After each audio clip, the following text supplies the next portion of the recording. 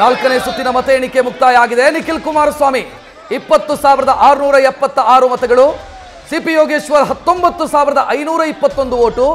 ಆ ಮೂಲಕ ನಿಖಿಲ್ ಕುಮಾರಸ್ವಾಮಿ 1,151 ಮತಗಳ ಮುನ್ನಡೆಯಲಿದ್ದಾರೆ. ನಾಲ್ಕನೇ ಸುತ್ತಿನ ಮತ ಎಣಿಕೆ ಕಾರ್ಯ ಕನ್ಕ್ಲೂಡ್ ಆಯಿತು. ಈ ಹಂತದಲ್ಲಿ ಮುಕ್ತಾಯ ಆಗಿದೆ. ನಾಲ್ಕನೇ ಸುತ್ತಿನಲ್ಲಿ ಅವರು ಪಡ್ಕೊಂಡಿರುವಂತ ಮುನ್ನಡೆ ಅಂದ್ರೆ ನಿಖಿಲ್ ಕುಮಾರಸ್ವಾಮಿ ಪಡ್ಕೊಂಡಿರುವಂತ ಮುನ್ನಡೆ 1,151 ವೋಟು.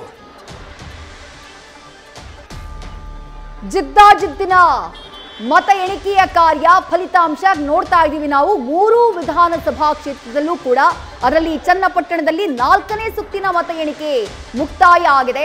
ನಿಖಿಲ್ ಕುಮಾರಸ್ವಾಮಿ ಮುನ್ನಡೆಯನ್ನ ಸತತವಾಗಿ ಕಾಯ್ದುಕೊಳ್ಳುವಲ್ಲಿ ಸಕ್ಸಸ್ ಆಗಿದ್ದಾರೆ. ಆದ್ರೆ ಮತಗಳ ಅಂತರ ಹೆಚ್ಚೇನೂ ಇಲ್ಲ. 1,155 ಮತಗಳಿಂದ ಕಾಂಗ್ರೆಸ್ನ ಸಿಪಿ ಯೋಗೇಶ್ವರ್ ಅವರಿಂದ ಮುನ್ನಡೆಯನ್ನ ಕಾಯ್ದುಕೊಳ್ಳುವಲ್ಲಿ ಸಕ್ಸಸ್ ಆಗಿದ್ದಾರೆ ನಿಖಿಲ್ ಕುಮಾರಸ್ವಾಮಿ. ಅಭಿಮಾನಿಗಳ ಜೈಕಾರ ನಾವು ನೋಡ್ತಾ ಇದ್ದೀವಿ ಚನ್ನಪಟ್ಟಣದಲ್ಲಿ. ಒಂದ್ ಕಡೆ ಜೆಡಿಎಸ್ನ ಕಾರ್ಯಕರ್ತರು ಘೋಷಣೆಯನ್ನ ಕೂಗ್ತಿದ್ದಾರೆ ನಿಖಿಲ್ ಕುಮಾರಸ್ವಾಮಿ ಅವರ ಪರವಾಗಿ, ಮತ್ತೊಂದ್ ಕಡೆ ಕಾಂಗ್ರೆಸ್ನ ಕಾರ್ಯಕರ್ತರು ಕೂಡ ಇದ್ದಾರೆ, ಅವರು ಕೂಡ ಘೋಷಣೆಯನ್ನ ಕೂಗ್ತಿದ್ದಾರೆ. ಇದರಲ್ಲಿ ಯಾರು ಘೋಷಣೆಯನ್ನ ನಿಲ್ಲಿಸಿ ಅರ್ಧಕ್ಕೆ ಮನೆಗೆ ಹೋಗ್ತಾರೆ ಅನ್ನೋದು ಗೊತ್ತಿಲ್ಲ. ಬಹುಶಃ ಕೊನೆಯ ರೌಂಡ್ ನವರೆಗೂ ಕೂಡ ಇದೇ ರೀತಿಯಾದಂತಹ ಚಿತ್ರಣ ಇರಬಹುದೇನೋ ಚನ್ನಪಟ್ಟಣ ವಿಧಾನಸಭಾ ಕ್ಷೇತ್ರದಲ್ಲಿ. ಯಾಕಂದ್ರೆ ಪ್ರತಿ ರೌಂಡ್ ನಲ್ಲೂ ಕೂಡ ಯಾವ ರೀತಿಯಾಗಿ ಮುನ್ನಡೆಯನ್ನ ಅಭ್ಯರ್ಥಿಗಳು ಕಾಯ್ದುಕೊಳ್ತಿದ್ದಾರೆ ಅನ್ನುವಂಥದ್ದನ್ನ ಗಮನಿಸ್ತಾ ಇದ್ದೀರಿ. ಹಾವು ಏಣಿಯ ಆಟ. ಅಲ್ಪ ಮತಗಳ ಮುನ್ನಡೆಯಷ್ಟೇ ಅಭ್ಯರ್ಥಿಗಳಿಗೆ ಸಿಗ್ತಾ ಇದೆ. ನಿಖಿಲ್ ಕುಮಾರಸ್ವಾಮಿ ಅವರು ಸದ್ಯ 1,155 4ನೇ ಸುತ್ತು ಮುಕ್ತಾಯ ಆಗುವಂತಹ ಸಂದರ್ಭದಲ್ಲಿ ನಿಖಿಲ್ ಕುಮಾರಸ್ವಾಮಿ ಅವರ ಮತಗಳ ಅಂತರ ಸಿಪಿ ಯೋಗೇಶ್ವರ್ ಅವರಿಂದ 1,155 ಮತಗಳು ಮಾತ್ರ.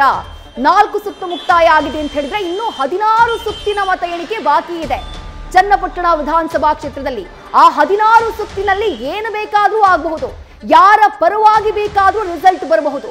ಹೀಗೆ ರಿಸಲ್ಟ್ ಬರುತ್ತೆ ಅಂತ ಹೇಳಿ ಈ ಕ್ಷಣಕ್ಕೂ ಹೇಳೋದಕ್ಕೆ ಸಾಧ್ಯ ಇಲ್ಲ. ಯಾಕಂದ್ರೆ ಚನ್ನಪಟ್ಟಣದಲ್ಲಿ 2,06,886 ಮತಗಳು ಚಲಾವಣೆಯಾಗಿದ್ದಾವೆ. ಸದ್ಯ ನಮಗೆ ಸಿಗ್ತಾ ಇರುವಂತಹ ಚಿತ್ರಣ ಸರಿಸುಮಾರು 50,000 ಮತಗಳ ಚಿತ್ರಣವಷ್ಟೇ ನಮಗೆ ಸಿಗ್ತಾ ಇದೆ. ಅಲ್ಲಿ 2 ಲಕ್ಷಕ್ಕೂ ಹೆಚ್ಚು ಮತಗಳು ಚಲಾವಣೆಯಾಗಿದ್ದಾವೆ. ಸದ್ಯ ಸಿಗ್ತಾ ಇರುವಂತಹ ಡೀಟೇಲ್ಸ್ ನಮಗೆ 50,000 ಸರಿಸುಮಾರು 50,000 ಮತಗಳದ್ದು. ಅದರಲ್ಲಿ 1,155 ರೈಟ್ 1,302 ಮತಗಳಿಂದ ಮುನ್ನಡೆಯನ್ನ ಕಾಯ್ದುಕೊಂಡಿದ್ದಾರೆ ನಿಖಿಲ್ ಕುಮಾರಸ್ವಾಮಿ. 1,302 ಅಲ್ಲಿಗೆ ಇನ್ನೂ ಒಂದು 100-200 ಮತಗಳ ಅಂತರ ಹೆಚ್ಚಾಯಿತು ನಿಖಿಲ್ ಕುಮಾರಸ್ವಾಮಿ ಅವರಿಗೆ. ಗಮನಿಸಬೇಕು ನಾವಿಲ್ಲಿ ಲೀಡು ಒಂದೇ ದೊಡ್ಡ ಮಟ್ಟದಲ್ಲಿ ಲೀಡ್ ಸಿಗ್ತಾ ಇಲ್ಲ ಯಾವುದೇ ರೌಂಡ್ ನಲ್ಲೂ. 1,000 ಮತ 2,000 3,000 ಈ ರೀತಿ ಅಂತರ ಹೆಚ್ಚಾಗ್ತಾ ಇಲ್ಲ. 5ನೇ ಸುತ್ತಿನ ಮತ ಎಣಿಕೆಯಲ್ಲೂ ಮುನ್ನಡೆಯನ್ನ ಕಾಯ್ದುಕೊಂಡಿದ್ದಾರೆ ನಿಖಿಲ್ ಕುಮಾರಸ್ವಾಮಿ.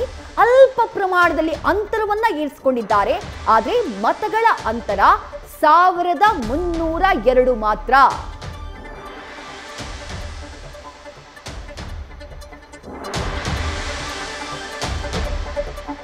ಮೂರು ವಿಧಾನಸಭಾ ಕ್ಷೇತ್ರಗಳಲ್ಲಿ ಬಹಳ ಜಿದ್ದಾಜಿದ್ದಿನ ರಿಸಲ್ಟ್ ಅನ್ನು ನಾವು ಗಮನಿಸ್ತಾ ಇದ್ದೀವಿ.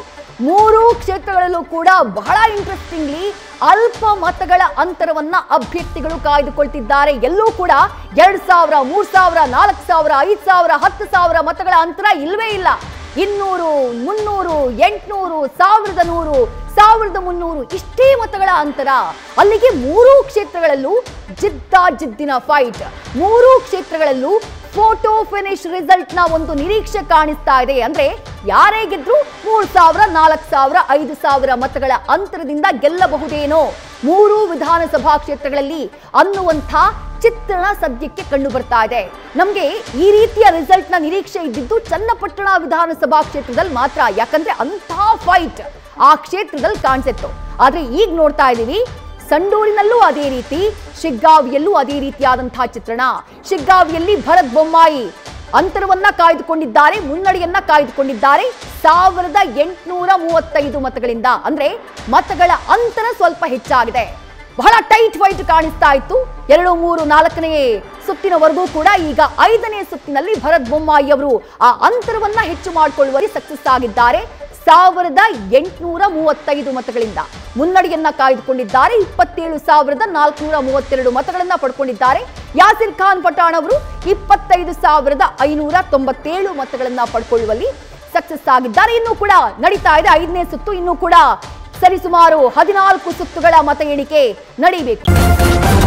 ನ್ಯೂಸ್ ಫಸ್ಟ್ ನಿರ್ಭೀತಿಯಿಂದ ನಿಮ್ಮ ಪರವಾಗಿ.